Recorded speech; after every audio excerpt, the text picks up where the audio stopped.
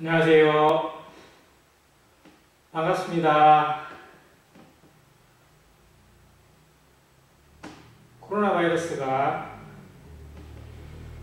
전 세계에 위협은 되고 있는데 다행스럽게도 우리나라는 모든 국민들이 협력하고 또 의료진들과 질병본부 또 책임을 맡고 있는 국가에서 좀 합심하여 협력하여 선을 이루고 있는 모습들을 요즘 많이 보게 됩니다. 물론 고통도 있고 희생도 있고 어려움도 적지 않이 많이 있습니다. 장사가 안 되는 분들도 많고 기업의 경영이 어려운 분들도 있고 또 개인적인 일탈 또 여러 사람들의 잘못된 모습들로 인해서 고통받는 그런 사람들도 많이 발생하는 요즘입니다. 그럼에도 대다수의 국민들이 이 일에 협조하고 있고 또 좋은 뜻으로 받아들이고 그런 의미에서 저희 교회도 대중 집회를 잠시 연기하고 또 이렇게 온라인으로 말씀을 대신할 수 있는 시간을 계속해서 갖고 있습니다. 쉽지 않은 일이지만 이 일을 통해서 우리들이 모임의 소중함을 더욱 생각하고 교제의 가치를 더욱 느끼고 형제자매가 얼마나 소중한 존재인지를 더 깊이 생각하는 기회가 되리라 생각되어집니다. 눈에 보이진 않지만 마음으로 보고 기도함으로 또 섬김으로 또 전화통화나 SNS로 서로 교제하면서 사랑과 선행을 격려하는 안익교회 성도가 되시기를 간절히 바랍니다. 그리고 이 위기가 좋은 기회가 되어지고 또 우리나라가 이 일에 참 좋은 역할을 통해서 세계에서 인정받게 되고 또 그러한 역량이 교회를 통해서도 복음을 통해서도 세계에 전파되어질 수 있는 기회가 되도록 기도해 주시기를 바랍니다. 위기는 기회다라고 얘기했습니다.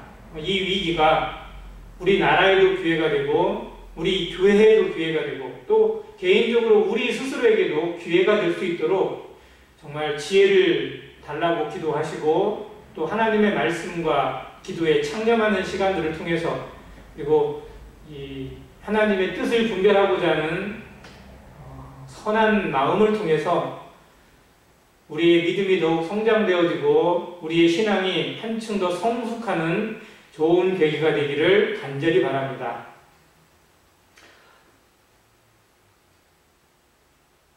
이번 주간이 고난주간이었고 오늘은 모든 교회가 손꼽아 기다렸던 부활절입니다. 저희는 따로 부활절을 모이거나 크게 행사를 두거나 그러진 않지만 그럼에도 이 부활절이라고 하는 의미는 참 저에게 시사하는 바가 큽니다. 예수님의 부활을 기념해서 교회가 주일에 모이고 있기 때문에 더욱 그렇고 주님의 부활을 기념해서 우리가 주일날 주님을 예배하고 있기 때문에 더더욱 그러합니다. 우리의 신앙이 부활신앙입니다. 십자가에서 죽은 것도 사랑이고 십자가에 죽은 것도 하나님의 능력이지만 부활이 없다면, 부활이 아니었다면 그 십자가는 저주로 끝나고 말았을 것이기 때문에 그렇습니다. 부활을 통해서 우리는 참다운 구원의 확신을 가지게 되었고 하나님의 자녀가 되는 믿음, 하나님 안에 부활신앙으로 다시 거듭나는 영원한 생명을 소유할 수 있는 이 믿음 가운데 거하고 있기 때문에 부활이 주는 의미는 다른 무엇과도 바꿀 수 없는 가치가 있습니다. 주님의 부활을 마음에 생각하면서 또 주님이 우리에게 이 부활신앙을 주시기 위해서 어떠한 고통을 당하셨는지 얼마나 많은 슬픔과 눈물과 애통을 참으셨는지 나를 얼마나 사랑하셨는지 마음에 생각하는 기회가 되기를 바랍니다. 그런 의미에서 오늘은 예수님께서 흘리신 눈물이라는 제목으로 이렇게 교제하기를 원합니다. 예수님께서 흘리신 눈물. 예수님은 공생애를 사시는 동안에 세 가지의 액체를 흘리셨습니다. 첫 번째는 눈물이고요. 두 번째는 땀이고, 그리고 세 번째는 피입니다. 또한 이것은 성도들도, 주님을 배우고 주님을 따라가는 성도들도 그 생애에서, 그의 믿음의 삶에서 흘려야 할 액체들입니다. 우리는 당연히 주와 그의 나라와 그의 의를 위해서 땀을 흘려야 합니다. 영혼을 위해서, 또 교회를 위해서, 그리고 하나님의 나라를 위해서 눈물을 흘려야 합니다. 그리고 우리 자신의 모든 것을 드릴 수 있는 피를 흘림, 즉 생명을 드릴 수 있는 헌신으로, 그리고 희생으로 드려져야만 합니다. 그것이 성도가 성도답게 사는 길이고, 교회가 교회다워지는 길이고, 하나님의 나라가 정말 하나님의 나라로 서는 길입니다. 주님이 그런 본을 보이셨고, 교회는, 성도는 그것을 그대로 따라가는 자가 되어야 합니다. 그래서 오늘 주님께서 흘리신 눈물을 통해서 우리의 눈물과 비교하고 우리의 삶과 비교해 보면서 우리가 어떠한 눈물을 흘려야 할 것인지, 어떻게 영혼 앞에 다가가야 할 것인지를 생각해 보는 한 시간이 되기를 간절히 바랍니다. 먼저 히브리서 5장 7절 말씀을 보겠습니다. 히브리서 5장 7절입니다.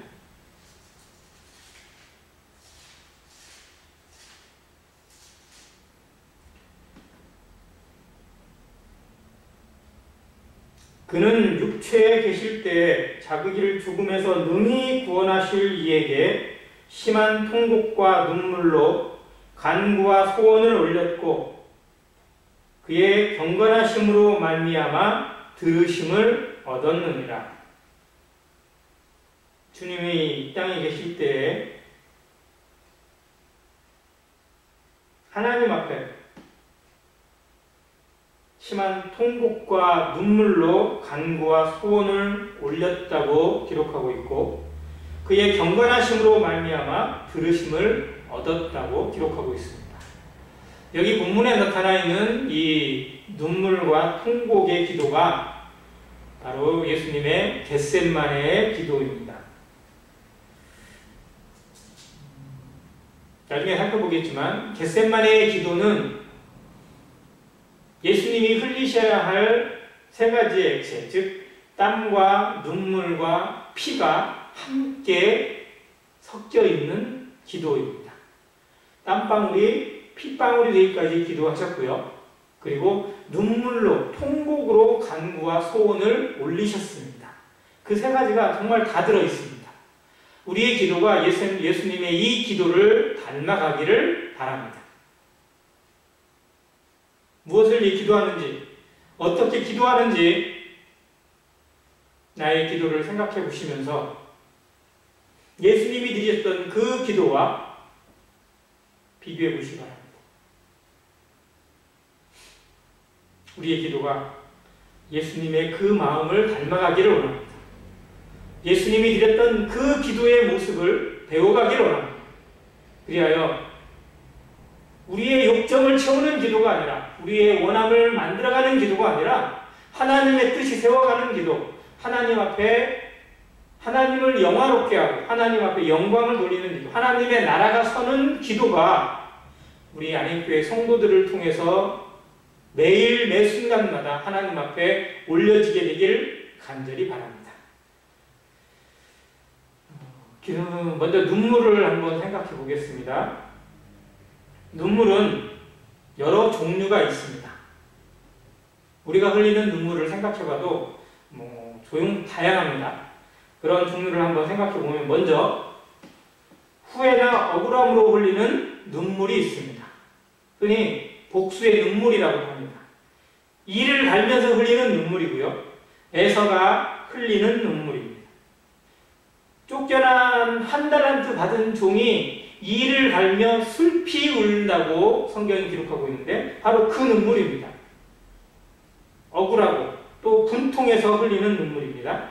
아마 지옥에 떨어진 영혼들이 이를 갈면서 이 눈물을 흘리게 될 것입니다. 아마 지금 흘리고 있을 것입니다. 왜 그때 하나님의 말씀을 소홀히 여겼는지, 왜 하나님의 말씀을 무시했는지, 왜 내 뜻대로 내 마음대로 살았는지 후회하면서 흘리는 눈물이 바로 이 후회의 눈물이고 억울함의 눈물일 것입니다. 두 번째, 인생이 흘리는 눈물 중엔 고통과 환난으로 인해서 흘리는 슬픔의 눈물이 있습니다. 많은 사람들이 이 눈물을 흘립니다. 아픔으로, 고통으로, 슬픔으로 인해서, 괴로움으로 인해서 흘리는 눈물입니다. 다윗이 이러한 눈물을 많이 하나님 앞에 쏟았습니다. 그의 침상을 적실 정도로, 그의 침상이 마를 날이 없을 정도로 이러한 눈물로 하나님 앞에 다가간 사람이 다윗입니다. 또 많은 성도들도 이러한 눈물을 흘립니다.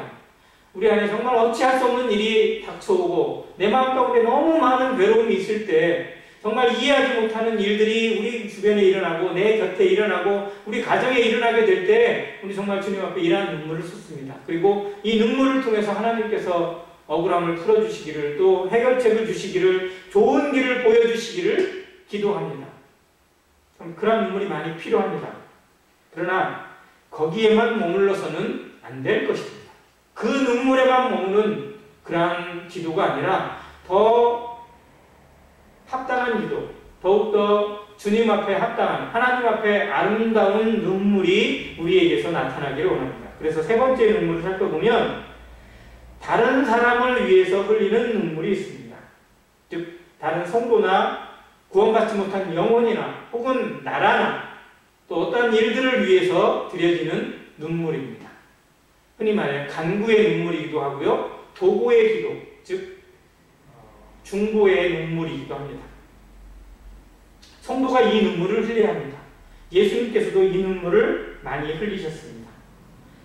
예수님이 십자가를 바라보시면서 흘린 눈물이고요, 예루살렘 성을 바라보시면서 흘린 눈물이고, 그리고 나사로의 무덤에서 정말 그 가족을 바라보면서 또 나사로의 죽음을 안타까워하시면서 흘린 눈물이기도 합니다.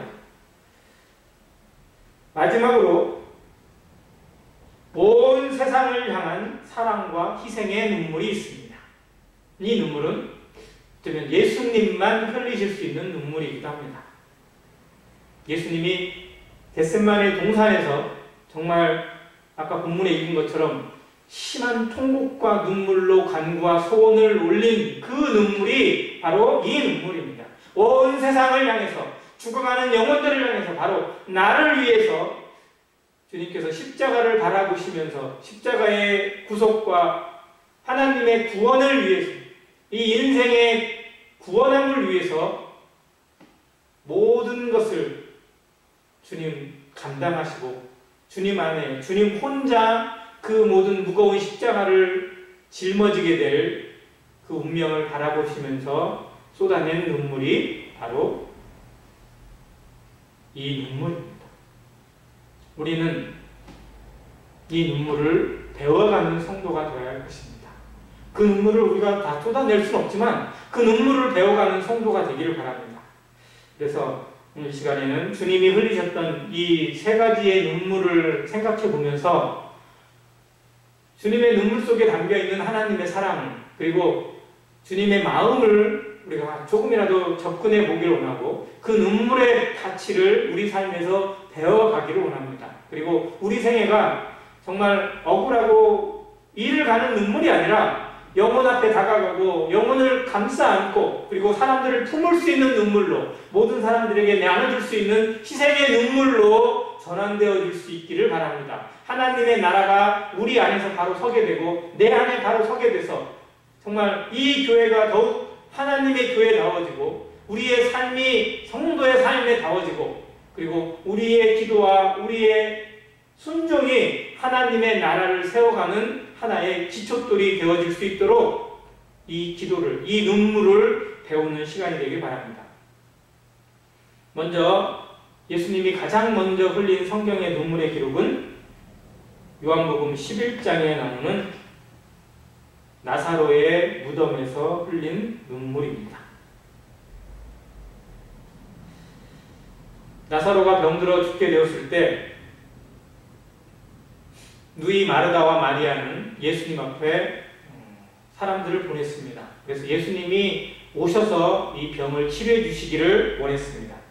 그러나 그때 예수님께서 바로 가시지 않고 뭐라 말씀하셨냐면 이 병은 죽을 병이 아니라 하나님의 영광을 위한 병이고 하나님의 사람, 즉 예수 그리스도 본인께서 하나님의 영광을 얻기 위한 병이라고, 즉 하나님이 사용하시는 도구가 될 것이라고 말씀해 주셨습니다. 그래서 안 갔어요.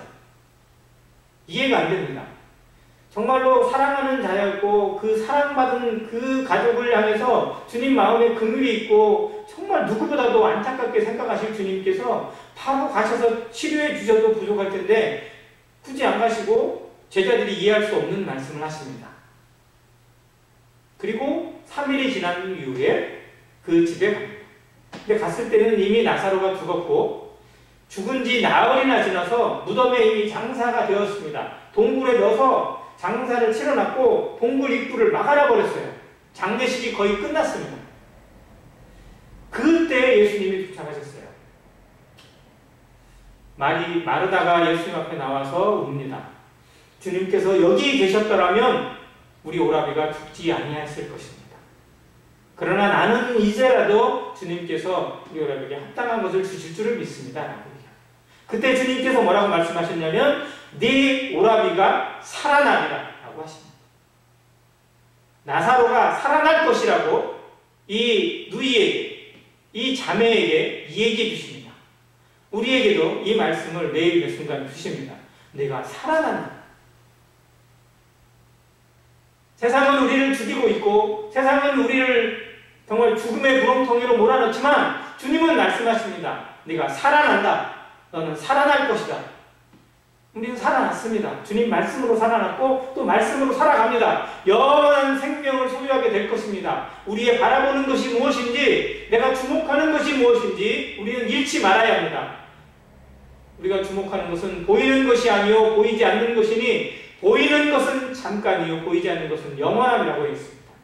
영원한 생명을 바라보는 성도가, 영원한 부활을 소망하는 성도가, 그리고 그 부활의 신앙 가운데 확신하고 있다고 하는 성도가 세상의 조그마한 일로 눈에 보이는 그 한 가지에 마음을 뺏기거나 흔들리거나 요동치는 일이 없기를 바랍니다. 우리는 그렇게 째째하게 살 사람이 아닙니다. 더욱 큰 것을 바라보고 정말 세상에 있는 것들에 미련을 두지 않고 정말 모든 것을 하나님의 복음의 도구로 드릴 수 있고 내려놓을 수 있는 성도의 신앙을 주님의 이 마음에서 배우게 되길 바랍니다. 부활에서 배우게 되기를 바랍니다. 주님 부활을 선언하셨습니다. 그리고 무덤가로 가십니다. 또 마리아도 와서 예수님 앞에 옵니다. 마르다도 울고 마리아도 우는 모습을 보면서 예수님이 눈물을 흘리셨습니다. 근데 지금 예수님은 조문을 하러 오신 분이 아닙니다. 다른 모든 사람들은 이 나사로의 죽음을 안타까워하고 이 자매들의 슬픔에 정말 어떻게 보면 동정을 하기 위해서 조문 온 사람들입니다. 제자들도 그런 사람에 불과했습니다. 그러나 예수님만은 지금 조문을 하기 위해서 오신 분이 아니라 죽은 나사로를 살리시게 오셨습니다. 나사로가 살아날 것을 주님은 아십니다. 그런데 잠깐 후면 나사로가 살아날 것이고 이 슬픔이 있는 이 집이 기쁨으로 가득 찰 것을 아십니다. 그런데도 예수님이 이 자매들과 함께 오십니다. 거기에 있는 사람들과 함께 눈물을 흘리십니다. 어떤 면에서 좀 이해가 안 됩니다. 괜찮아. 네 오빠 살아날 거야. 걱정하지 마. 내가 살릴 거야. 울지 마. 이렇게 얘기하실 수도 있어요. 그러나 예수님 그렇게 하시지 않고 그들과 함께 오셨습니다. 예수님의 이 마음을 배우는 것이 결코 쉬운 일이 아닙니다. 흔히 어려움을 만나는 성도를 우리가 접하게 되고 소식을 듣게 되면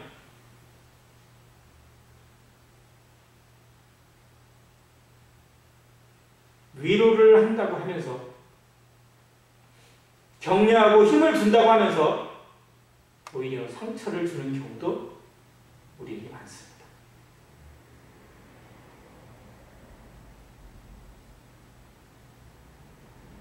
위로를 한다고 갔는데, 격려하기 위해서, 그리고 힘을 주기 위해서 갔는데 오히려 더 힘을 빼거나 더 상처를 주는 경우도 사람들 사이에 많다는 것입니다.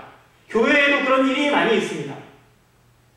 진정한 위로가 무엇인지, 정말 진정한 위로의 방법이 무엇인지 주님으로부터 배우지 못하고 자기 생각에 머물다 보면 우리는 우리의 방법으로, 우리의 말로 그 사람을 더 아프게 만들 수도 있다는 것입니다. 괜찮아, 왜 그러고 있어? 힘내. 주님 계시잖아. 이렇게 말하는 게 쉬워요. 그러나 그 말이 정말 그 사람에게 위로가 될 것인지 아니면 상처가 될 것인지 한번 생각해 봐야 합니다. 주님이라면 어떻게 말씀하셨을지, 정말 슬픔 가운데, 그 무력함 가운데 어찌하지 못하고 안타까운 모습으로 있는 그 성도에게, 그 사람에게 무엇이 합당한지 좀 더 깊이 생각해 보면 그렇게 말하지 않을 수도 있습니다. 주님이라면 어떻게 말씀하셨을지. 근데 주님이 이곳에 오셔서 얼마든지, 야, 걱정하지 마, 왜 울어, 울지 마, 네 오빠 살아날 거야, 이미 부활을 한다고 예수님 말씀하셨잖아요. 그런데도 예수님 눈물을 흘리셨어요. 이게 예수님의 위로입니다. 하나님의 위로는 어쩌면 이렇게 옵니다. 우는 자들로 함께 울어주고, 야고보서가 가르치고 있는 말씀입니다. 행함을 주로 강조하고 있고 믿음의 행함이 무엇인지를 알려주고 있는 야고보서에서 또 그런 말씀을 하십니다. 우는 자들로 함께 울어주라고 하십니다. 슬픈 자들을 함께 슬퍼해 주라는 겁니다. 힘없는 자들을 붙잡아 주라는 겁니다. 그들에게 우선 필요한 것이 무엇인지 알아야 합니다. 진정한 위로는 그와 똑같은 위치로 내려가는 것입니다. 그의 마음으로 내려가고 그의 위치로 내려가서 그와 함께 울어주고 그와 함께 붙잡아 주는 것입니다. 우리가 정말 이걸 거꾸로 생각해 보면 압니다. 자녀가 정말 학교에서 어려운 일 당해서 힘들어서 공부에 지쳐서 막 있을 때 엄마가 와서 말 한마디 하고 갔는데 그냥 가슴을 더 찢어놓는 경우를 할 수도 있어요.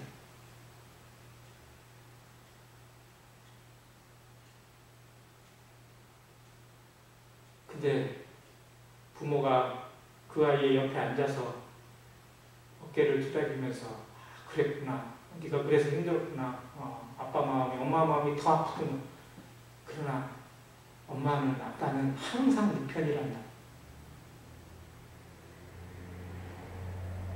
어떤 일이 있어도 엄마 아빠는 너를 믿어. 너가 분명히 정말 더 좋은 모습으로 이걸 이기고 이 위기를 극복하고 더욱 당당하게 일어날 것을 아빠는 믿어. 그리고 너를 응원해 줄게. 이렇게 손잡아주는 부모, 이것이 예수님의 마음 아닐까요? 지금 예수님이 그런 눈물을 흘리셨습니다. 우리도 이 눈물을 배우기를 원합니다. 성도들의 교제가 정말 뜨끈뜨끈하고 사랑이 넘치고 정말 모든 것이 충만되어질 수도 있지만 또 때로는 아주 사소한 것으로 갈라질 수도 있어요. 주님의 마음이 나타나지 못하면, 내 생각이 우선되어지면 그 사람에게 위로보다도 오히려 찌르는 칼로 다가갈 수도 있고 그 마음을 헤매면 그 마음을 오히려 더 난도질하는 결과를 낳을 수도 있다는 사실을 우리는 기억해야 합니다. 우리의 말 한마디가 주님의 마음을 닮아서 한마디의 말도 하나님의 마음이 담겨져서 나아가는 위로가 되기를 기도해 주시기 바랍니다. 그리고 우리의 입술의 말이 다른 모든 사람들에게 이러한 위로가 되기를 기도하는 성도가 되길 바랍니다. 교회는 그렇게 한 몸을 이루어가는 것입니다. 히브리서 4장에 이 예수님에 대해 그렇게 말씀해 주셨습니다. 우리에게 있는 대제사장은 우리의 연약함을 동정하지 못하실 자가 아니요라고 했습니다. 또한 모든 일에 우리와 똑같이 시험을 받으신 이로되 죄는 없으시다고 기록했습니다. 뭐라고요? 모든 일에 우리와 똑같이 시험을 받으신 이로되 죄는 없으십니다. 죄 없이 시험을 받으신 분이 예수님입니다. 우리와 똑같이 시험을 받았습니다. 우리가 어려움에 처할 때 같이 어려움에 처해주고 우리가 눈물을 흘릴 때 같이 눈물을 흘리시는 분이 주님이십니다. 주님은 세상 가운데 사실 때 그렇게 사셨어요. 세상의 모든 사람들의 짐을 담당하시고 그들의 슬픔을 담당하시고 그들의 눈물을 거두시는 분이 주님이셨습니다. 그리고 그들의 모든 죄까지도 주님 다 거두셔서 주님 어깨에 짊어지시고 주님 홀로 십자가를 감당하시고 우리의 죄를 위해 죽으신 분입니다. 내 죄를 위해서, 내 사망을 위해서, 내가 가야 될 이 형벌과 심판과 지옥을 대신 주님 감당하셔 죽으신 분이기 때문에 우리의 모든 시험을 능히 알고도 함께 해주시는 분이라는 것입니다. 그분이 주님입니다. 그 위로가 우리를 살게 합니다. 그 위로로 오늘 하루도 능히 당당하게 걸어가게 하십니다. 근데 살펴보면 주님은 죄가 없으세요. 죄가 전혀 없으신 그분이 나랑 똑같이 되셨고 내 모든 것을 받아주셨다는 것입니다. 그게 하나님의 위로입니다. 그러므로 우리는 긍휼하심을 받고 때를 따라 돕는 은혜를 얻기 위하여 은혜의 보좌 앞에 담대히 나아갈 것이니라고 권면하고 있습니다. 그 은혜의 보좌 앞에 오늘 하루도 걸어 나가시길 바랍니다. 휘장을 열어제치고 휘장이 찢어져 내렸습니다. 지성소로 가는 길이 열렸습니다. 하나님의 보좌 앞으로 가는 길이 고속도로가 뚫려 있습니다. 그 무엇도 우리의 이 가는 길을, 이 믿음의 길을 거스를 수가 없습니다. 그래서 로마서 8장에는 그 무엇도 사망이나 생명이나 심판이나 권세자들이나 주관자들이나 그 어떤 것도 그 어떤 피조물이라도 우리를 우리 주 그리스도 예수 안에 있는 하나님의 사랑에서 끊을 수 없다고 선언해주고 있습니다. 그래서 우리는 담대합니다. 담대하심을 받고 그 담대함을 받고 긍휼하심을 받고 때를 따라 돕는 은혜를 얻기 위해서 때를 따라 돕는 은혜, 정말 어느 때든지 주시는 은혜가 있다는 것입니다. 고난의 때는 고난의 은혜가 있고 슬픔에는 슬픔의 위로가 있고 그리고 기쁨에는 기쁨의 충만함이 있고 어떠한 길에든지 때를 따라 돕는 은혜를 얻기 위해서 지금 매 순간 은혜의 보좌 앞에 나아가는 성도가 되시길 바랍니다. 주님의 눈물에 담겨있는 뜻입니다. 주님의 눈물을 보면서 주님이 나와 함께 우시고 우리의 슬픔을 함께 감당하시는 그 주님이신 것을 믿고 그분 앞에 나아가는 성도, 그 성도는 사람의 위로가 아니라 하나님의 위로를 받습니다. 사람이 주는 위로가 아니라 세상이 주는 위로가 아니라 세상이 주는 평안이 아니라 하나님이 주시는 평강, 주님만이 주실 수 있는 평강을 맛보고 요동하지 않습니다. 하나님교회 성도들이 이 눈물 속에서 주님의 눈물과 함께 능력을 배우고 위로를 배우고 긍휼하심을 받고 은혜의 보좌 앞에 담대히 나아가는 성도가 되기를 간절히 바랍니다. 그리고 우리가 이러한 눈물을 흘릴 수 있기를 바랍니다. 아픔을 당하는 성도에게 함께 울어줄 수 있는 성도, 정말 100마디 말이 아니라 정말 단 한 마디 말이 없어도 좋습니다. 그의 손을 붙잡고 그와 함께 울어주고 그의 눈물에 나의 눈물을 같이 더해줄 수 있는, 그래서 슬픔을 반으로 나눌 수 있는 그러한 성도, 그러한 교회가 되기를 바랍니다. 주님이 우리에게 보여주시는 눈물이고 우리가 배워야 할 눈물입니다. 그렇게 다가가고 그렇게 사람들에게 우리의 모습을 낮추고 그들과 함께하는 모습, 그들과 연합되어지는 모습을 보일 때 이것이 진정한 교회입니다. 교회는 그렇게 연결되어져 있습니다. 두 번째 눈물을 보겠습니다. 누가복음 19장 41절에 나오는데요. 예수께서 그 성을 보시고 눈물을 흘리셨다고 기록되어 있습니다. 그 성은 뭐죠?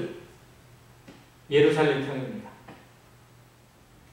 예루살렘 성을 바라보시면서 사람들이 예루살렘 성을 막 칭찬을 합니다. 그 성벽을 바라보며 칭찬을 하고 정말 그 화려함에 대해서, 그 웅장함에 대해서, 그 멋있는 모습에 대해서 예수님 앞에 막 자랑을 합니다. 근데 예수님은 그 성을 보시면서 우세요. 눈물을 흘리세요. 그전에도 예수님 예루살렘을 주로 많이 들어가셨기 때문에 그 성을 보셨는데 그때는 안 오셨는데 이때에 오셨어요. 이때는 예수님이 공생의 마지막 때입니다. 이제 십자가를 지실 날이 얼마 남지 않았고 마지막 예언의 말씀을, 이 성의 예언의 말씀, 이 민족에게 주어지는 환난에 대해서 양차 이 땅에 주어지는 이 심판에 대해서 이야기해 주시는 그때입니다. 다른 사람들은 모르는데 예수님은 아세요. 이 성이 어떻게 될 것인지, 이 백성들이 어떻게 될 것인지, 이 화려하고 멋있는 이 예루살렘 성이 어떻게 무너질 것인지 너무나 다 아시기 때문에 주님 눈물을 흘리셨습니다. 장차 이 일은 예수님이 십자가에 죽으신 이후에 한 세대가 지나기 전에 주 70년에 로마에 의해서 그대로 문자적으로 역사적으로 그대로 성취가 되어집니다. 돌 위에 돌 하나도 남기지 않고 다 무너지게 된다는 그 예언의 말씀 그대로 정말 예루살렘의 그 화려했던 성이 다 무너지고 성벽이 다 무너져 내리고 그 성벽 안에 있던 성전 안에 있던 모든 것들이 다 녹아버립니다. 사라져 버립니다. 하나님의 영광이 사라지고 모든 것이 다 로마로 옮겨지게 됩니다. 지금 예루살렘 성은, 이 성벽은 나중에 로마가 기념으로 남겨놓은 서쪽 벽, 우리가 흔히 통곡의 벽이라고 부르는 그 벽 하나만 남기고 다 사라졌습니다. 지금 현재 예루살렘 그 구도심이라고, 올드시티라고 부르는 그곳이 바로 이 성입니다. 그리고 그 성에 거쳐지는 이 아랍 사람들에게 거주지가 되어져서 유대인들은 함부로 들어갈 수도 없습니다. 그들은 이 통곡의 벽 앞에서 기도하고 그리고 그들의 거주지로만 허락이 되어져 있는 역사를 보게 됩니다. 이 성을 보시며 우신 예수님의 눈물이 있습니다. 동족이 어떠한 일을 당하게 될지, 이 민족이 어떠한 일을 당하게 될지 아셨기 때문에 우셨습니다. 예루살렘 성은 최초에 솔로몬이 지었습니다. 다윗이 모아놨던 수많은 금과 은과 그리고 백향목으로 정말 화려하고 멋있게 지었습니다. 그러나 그 성이 유대의 죄악으로 말미암아 그리고 우상 숭배와 하나님의 말씀을 거역함으로 말미암아 바벨론에 의해서 무너지게 되고 모든 것이 다 바벨론으로 옮겨지게 됩니다. 그런데 하나님께서 긍휼을 베푸셔서 70년 만에 다시 돌아오게 하셔서 스룹바벨과 여호수아 이 제사장에 의해서 다시 세워지게 되고 학개나 스가랴 선지자가 다시 독려해서 이 성전을 재건하게 합니다. 이게 두 번째 성전이에요. 그리고 스룹바벨 성전이라고 부릅니다. 그리고 예수님 당시의 그 성전은 그 스룹바벨 성전에 헤롯 왕이 예수님 태어날 때 죽이려고 했던 그 헤롯 왕이 유대인의 마음을 얻기 위해서 엄청나게 많은 공을 들이고 돈을 들이고 노동력을 들여서 46년에 걸쳐서 계속해서 보수공사를 하고 재건공사를 하고 확장공사를 했어요. 그래서 엄청나게 커졌습니다. 성전 자체가 커져버렸어요. 성전의 규모가 처음에 지었을 때와 비교할 수 없을 만큼 커져 있는 곳이 바로 예수님 당시의 성전입니다. 그러니까 사람들은 더 화려하고 더 멋있다고 얘기를 했어요. 헤롯이 이두메에 있는데도 에돔 사람인데도 불구하고 유대인의 왕의 노릇을 할 수 있었던 배경이 바로 이 성전입니다. 성전을 유대인들에게 어떻게 보면 선물로 뇌물로 갖다 바치고 그 왕 노릇을 하고 있었던 거예요. 그리고 그의 아들들이 그 왕 노릇을 계속해 나가고 있었습니다. 근데 그 성전을 보시면서 예수님이 우셨습니다. 장차 이 성전이, 이 성벽이 어떻게 될 것을 보셨기 때문에 우셨습니다. 자, 예수님의 이 눈물 속에 담겨있는 의미를 조금 생각해보면 정말 안타까움이 담겨 있습니다. 동족을 향해서, 자기 민족을 향한 안타까움이 담겨 있어요. 근데 그들의 성전과 성벽이 무너지는 이유는 예수님이 무너뜨린 게 아니라 그들 스스로 무너뜨린 겁니다. 그들 스스로 하나님을 가장 잘 알고 하나님을 잘 섬긴다고 하는 민족 유대인이 예수님을 몰라봤어요. 하나님이 보내신 하나님의 빛을 몰라봤어요. 하나님이 보내신 예수 그리스도 메시아를 몰라보고 그리스도를 몰라보고 그리스도를 배척했습니다. 그리고 십자가에 못 박아 죽였어요. 심지어 로마 총독 빌라도도 그 사람에게도 죄를 찾지 못하겠다고 3번이나 죄가 없다고 말씀하고 무죄로 보내겠다고 판결을 하려고 하는데 불구하고 끝까지 반역을 일으킬 준비까지 하면서 밀란이 일어날 것을 두려워해서 결국 그들 앞에서 손을 씻으면서 이 사람의 죄에 대해서, 이 사람의 피해에 대해서 나는 무죄하니 너희가 받으라고 빌라도가 판결을 합니다. 그때 유대 사람들과 제사장들, 그 무리들이 뭐라고 얘기를 해요? 좋다. 그 사람의 피해에 대해서, 그 사람의 생명에 대해서, 그 사람을 죽이는 것에 대해서 우리와 우리 자손에게 그 피를 돌리라고 받아들입니다. 이게 어마어마하게 무서운 거예요.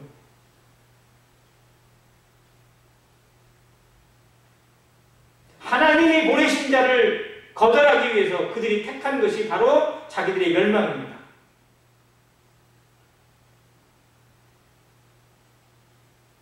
그게 얼마나 무서운 선택이었는지, 얼마나 어리석은 것이었는지 나중에 유대인들이 깨닫게 되고 정말로 통곡하게 될 것입니다. 지금도 제대로 깨닫지 못하기 때문에 저렇게 자기들의 길을 가고 있습니다. 자, 예수님께서 그들이 자기를 버릴 것을 아셨어요. 자신이 십자가를 지게 되고 죽음에 처하게 되고 저주를 받게 될 것을 아셨습니다. 근데 예수님이 받으시는 저주가 두려운 게 아니라 성차 자기의 동족, 자기의 민족이 받게 될 그 아픔을, 그 죽음의 심판을 생각할 때 주님 정말 견딜 수 없는 아픔이 있었습니다. 예루살렘아, 예루살렘아, 암탉이 자기 새끼를 모음같이 내가 너희를 얼마나 모으려고 했느냐. 그런데 너희가 저버렸다고 주님 말씀하셨습니다. 정말 할 수만 있는 대로 예수님께서는 이 유대인들이 하나님께 돌아오기를, 하나님의 앞에 회개하고 정말 자신을 통해서 진정한 구원이 이루어지기를 간절히 원하셨습니다. 그러나 그들은 거절했습니다. 오히려 반역하고 하나님의 보내신 자 메시아 예수 그리스도를 저 저주의 십자가, 죽음의 십자가로 내몰아 버렸습니다. 그리고 그 앞에서 조롱하고 희롱하고 약을 올리면서 갈대로 때리고 돌멩이를 던지고 침을 뱉으면서 저주를 쏟아부었습니다.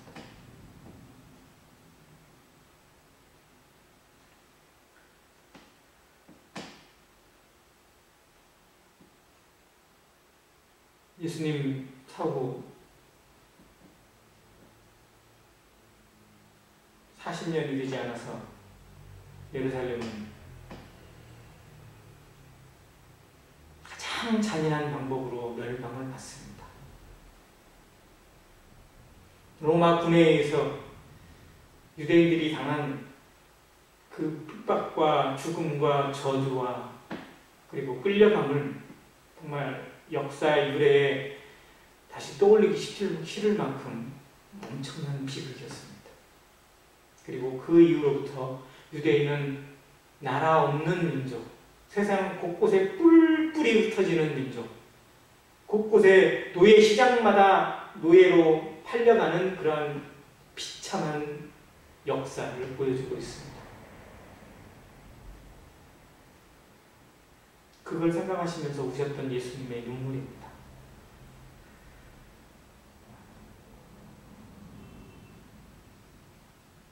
성도들도 이 눈물을 배워야 합니다. 나만 믿으면 그만이 아닙니다. 나만 알고 나만 하나님 앞에 바로 서는 것이 전부가 아니라는 것을 알아야 합니다. 내가 사랑하는 사람, 우리 가족들, 우리의 친척들, 내 친구들, 그리고 내가 아는 모든 사람들이 정말 저 죽음을 향해서, 멸망의 지옥을 향해서, 그리고 그 심판과 영원한 불못을 향해서 아무것도 모른 채 끌려가고 있는 것을 보면서도, 그걸 알면서도 눈물을 쏟아내지 못하고 있다면 그건 정상이 아닙니다. 정말 우리는 그들을 향해서 어떤 마음을 품어야 하는지 이 예수님의 눈물을 배워야 합니다. 자기 가족, 자기 친족을 돌아보지 아니한 자는 누구보다도 악하다고요? 불신자보다 악하다고 하셨습니다. 사도 바울은 로마서 9장에 그런 마음을 그대로 표현을 했어요. 내 친족, 내 동족을 위해서라면 내가 은혜에서 끊어질지라도 원하는 바라고 했습니다. 내가 정말 하나님의 생명체에서 지워지는 한이 있더라도 원한다고 했습니다. 모세가 그 기도를 드렸고요. 사도 바울이 그 기도를 드렸습니다. 예수님이 그 기도로 눈물을 흘리셨습니다. 그리고 그 기도로 그렇게 기도했던 사람들에 의해서 그렇게 자기가 아니라 다른 사람을 위해서, 자기 가족을 위해서, 또 이방을 위해서, 모든 사람을 위해서 흘렸던 눈물 덕분에 우리나라도 복음이 들어오게 됐고 나 같은 사람에게도 복음이 전달되었습니다. 나에게 전달된 복음은 나를 통해서 다른 사람들에게 전달되라는 책임입니다. 나는 누구에게 복음을 전하고 있습니다. 누구에게 복음을 알리고 있고 이 사실에 정말 안타까운 눈물을 쏟아내고 있는지 우리 자신을 돌아보길 바랍니다. 그래서 내가 정말 사랑하는 가족들, 내 옆에 있는 내 친족이나 내 친구들, 나에게 맡겨져 있는 영혼들에 대해서 나는 얼마나 많은 눈물을 쏟아내고 있는지, 그들을 향해서 얼마나 뜨거운 눈물을 주님 앞에 쏟으면서 그 영혼을 위해서 간구하고 있는지 우리의 기도가 바뀌기를 바랍니다. 주님을 통해서 배워야 하는 기도 중에 하나입니다. 예수님을 배운 사람은 그 기도의 수준이 달라야 합니다. 달라져야 합니다. 어제의 기도와 작년의 기도와 그래도 한 단계 다른 기도를 오늘 드려야 되고 올해 드려야 됩니다. 그리고 올 한 해 한 영혼을 바라보면서 한 영혼을 향해서 내 마음이 어떻게 쏟아져야 할 것인지, 어떠한 투자가 이루어질 것인지, 내 재물이 쓰임받더라도, 내 인생이 쓰임받더라도, 내 모든 것이 그 영혼에게 쏟아지더라도 그 영혼을 얻을 수만 있다면, 그 영혼이 하나님 앞에 바로 설 수만 있다면 간절히 원한다고 기도하는 성도가 되어야 합니다.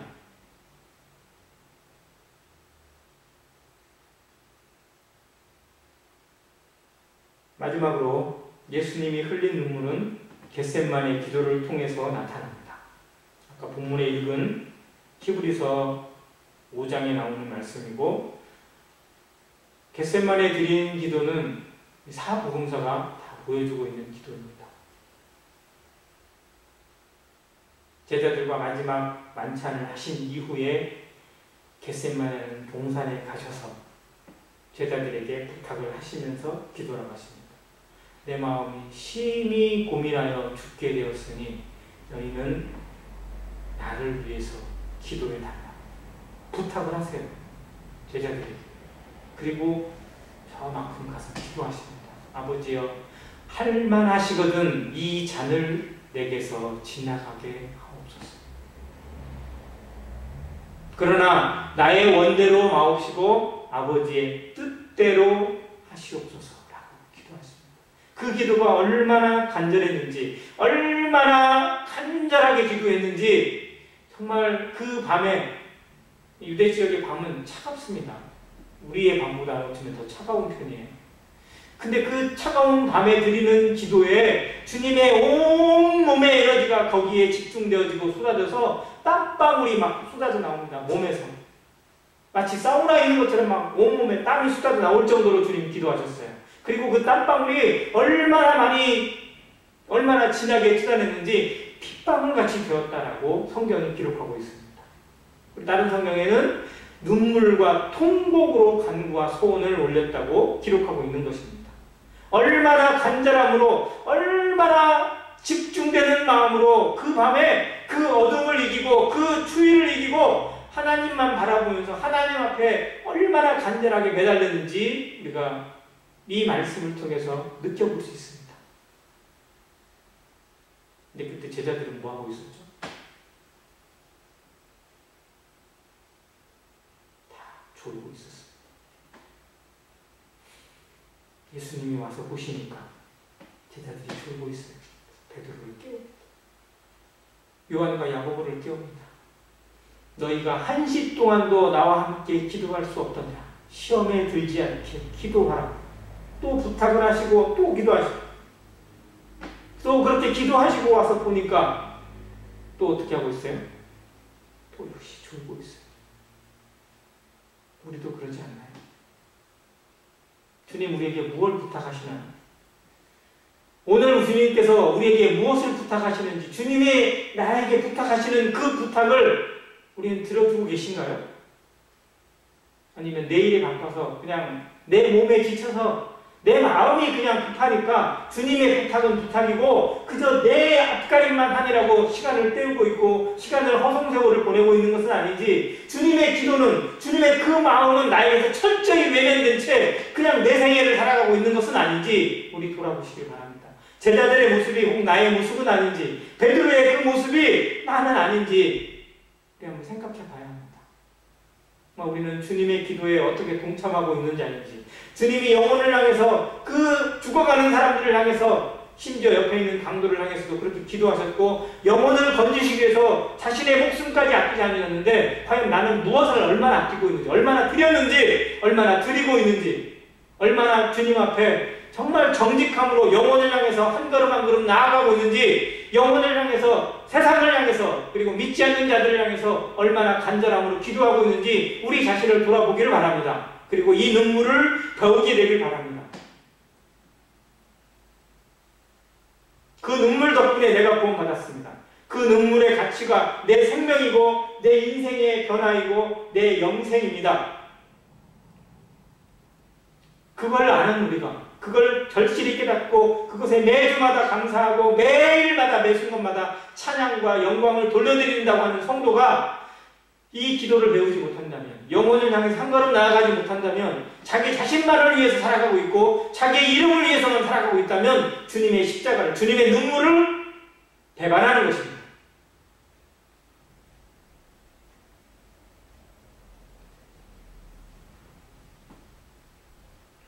예수님의 기도는 순종의 기도입니다. 할 만하시거든 이 잔을 내게서 지나가게 하옵소서. 그건 예수님의 원함입니다. 육신의 원함이고 어쩌면 정말 하나님과의 교제가 단절되어지고 심판받는 어린 양이 될 수밖에 없는 그 운명에 대해서 정말 주님이 얼마나 괴로우셨는지를 보여주는 대목입니다.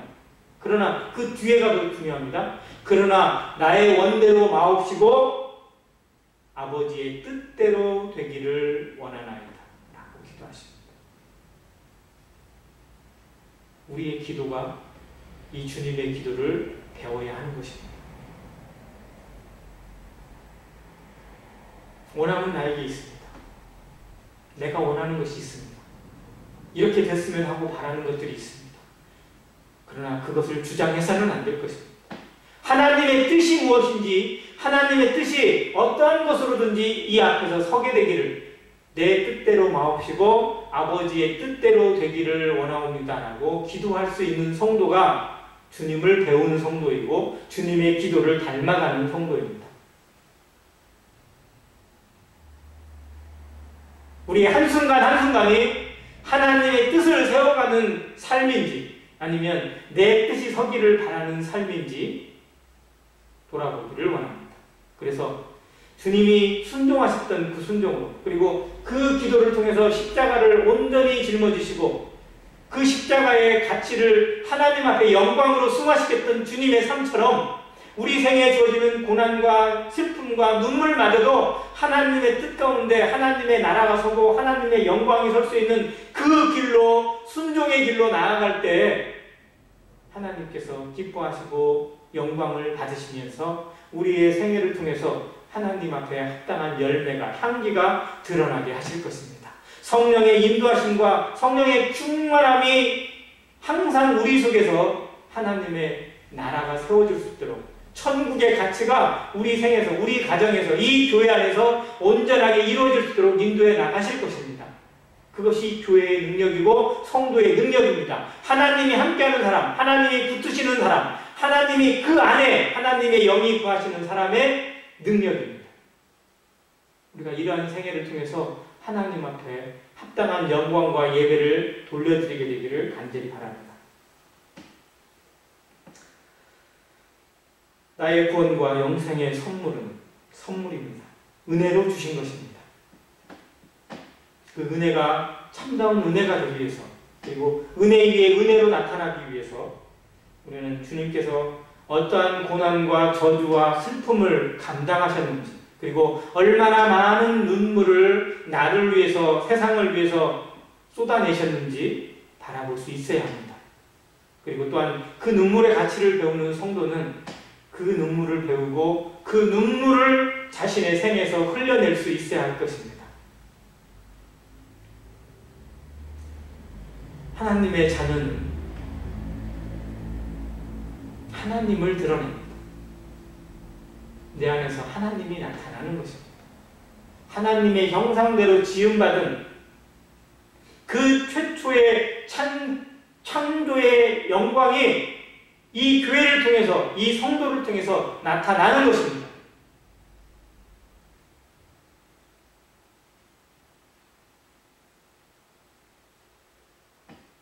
우리의 눈물 속에 주님이 담기기를 원합니다. 내 욕심이 담기는 눈물이 아니라, 내 억울함이 담기는 눈물이 아니라 주님의 마음이 담기는 눈물이 우리를 통해서 쏟아내지기를 바랍니다. 우리 생에 이 눈물이 하나님 앞에 합당한 영광과 예배의 가치로 돌려지게 되기를 바랍니다. 그 눈물을 경험하고 배우고 실천하는 성도가 되기를 바랍니다.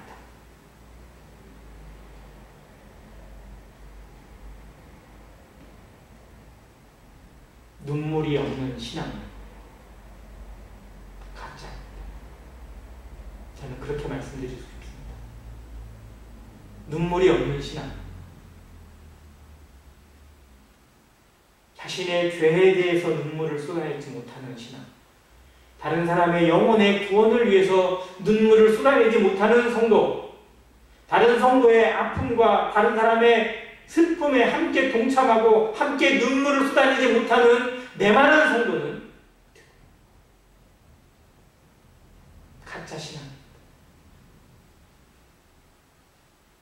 우리 생에 참다운 주님의 눈물을 배우고 그 눈물이 우리 안에서 같이 흘려짐으로 말미암아 주님의 나라가, 하나님의 나라가, 하나님의 의가 우리 안에